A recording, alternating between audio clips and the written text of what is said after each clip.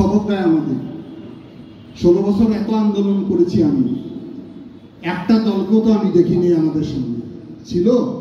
একটা মিছিল করেছে, 10টা লোক সমবেত করেছে, ওনারা এখন দেশপ্রেমিক হয়েছেন আর আমরা হয়ে গিয়েছি রাজাকার।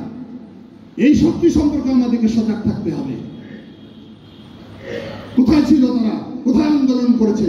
কবে কোন মিছিল করেছে? কবে শোভাযাত্রা করেছে? বড় বড় কথা বলে এখন বিএনপির বিরুদ্ধে। এই কথাগুলো আমরা বলতে চাই না। আমরা মনে করি এই সমস্ত কথা বলে জাতীয় ঐক্য বিনষ্ট করবেন না। আমরা সবাই ফেসিবাদী শক্তির সঙ্গে ঐক্যবদ্ধ ছিলাম, আমরা থাকতে চাই। এখন সকল ষড়যন্ত্র করে যাতে বিএনপি ক্ষমতায় না আসে। আমরা নাকি সংস্কারের বিপক্ষে। বিএনপি তো 2 বছর আগে 31 দফা সংস্কারের প্রস্তাব দিয়েছে জাতির সামনে। কবে আওয়ামী লীগের পতন হবে কি হবে না সেটা আমাদের জানা ছিল না। তারপরে আমাদের প্রিয় নেতা তারেক রহমান জাতির সামনে 31 দফা দিয়েছে। সেই দফাগুলোই নিয়ে তো এখন আলোচনা হচ্ছে। তারেক রহমান নিজেই বলেছেন 1-2বারের বেশি কেউ বাংলাদেশের প্রধানমন্ত্রী থাকতে পারবে না, দ্বিকক্ষ বিশিষ্ট পার্লামেন্ট করতে হবে, ইলেকশন কমিশন কিভাবে গঠন হবে, নির্বাচন বিচার বিভাগ কিভাবে পরিচালিত হবে, সবকিছু উনি বলে গেছেন। সেটা জাতির কাছে আমরা ওয়াদাবদ্ধ। নতুন সংস্কারবাদীরা এসেছে এখন।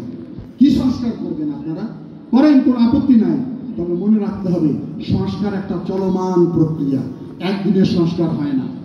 একসময় আমরা জুতা ছাড়া, স্যান্ডেল ছাড়া, লুঙ্গি পরে সবাই চলতাম। এখন সবাই প্যান্ট, শার্ট, জুতা, কমর ছাড়া আমাদের ওয়াশরুম নাই। মানুষের জীবনধারা পরিবর্তন হয়, মানুষের ভাবনা পরিবর্তন হয়, চিন্তা জগতের পরিবর্তন হয়। সুতরাং যুগে যুগে সংস্কার হতেই থাকবে। মানুষের চাহিদা অনুযায়ী পরিবর্তন হতে থাকবে, কারণ সমাজ পরিবর্তনশীল। সেজন্য আমরা বলছি যেগুলো জরুরি সংস্কার সেগুলো করে অতি সত্বর নির্বাচন দেন। এটি বিএনপির অপরাধ হয়ে গেল। বিএনপি নাকি খালি নির্বাচন করে। কেন করবে না? কারণ একটি রাজনৈতিক সরকার ছাড়া রাষ্ট্র কেউ ঠিক মতো পরিচালনা করতে পারে না। আর কি অধিকার রয়েছে জনগণের ম্যান্ডেট ছাড়া? জনগণের প্রতিনিধি কি? জনগণের ম্যান্ডেট নিয়ে তো আপনি জনগণের কল্যাণ করবেন। একটা অবাধ নিরপেক্ষ নির্বাচন দেন, সুষ্ঠু নির্বাচন দেন, জনগণ যাকে ম্যান্ডেট দেবে আমরা তাকেই স্যালুট করব।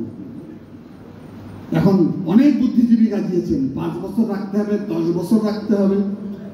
এরা সবাই হলো গণতন্ত্রের শত্রু। এরা রাজনীতিকরণের ম্যান্ডেট নিয়ে এরা রাজপথে নেমেছে। এ ব্যাপারে সাবধান থাকতে হবে আমাদের।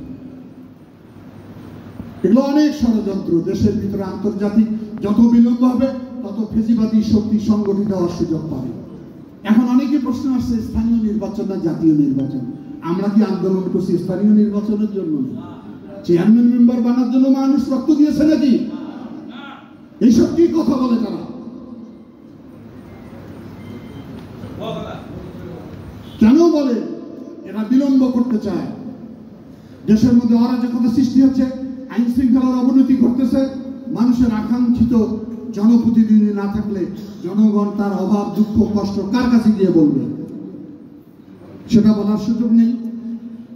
বিএনপি যখন কষ্ট কথা বলে অনেকের ভালো লাগে না। কারণ ভালো লাগবে না, কারণ বিগত 16 বছর তো আপনাদেরকে আমরা দেখিনি। লড়াই সংগ্রাম তো আমরা করেছি। ঠিক আছে, জুলাই বিপ্লবে সম্পৃক্ত হয়েছে গোটা জাতি। আমরা সেই আন্দোলনে শরিক ছিলাম। আমরা চাই যে 71-এর যে স্বাধীনতার মূল মন্ত্র তা ভুলুণ্ঠিত করা যাবে না।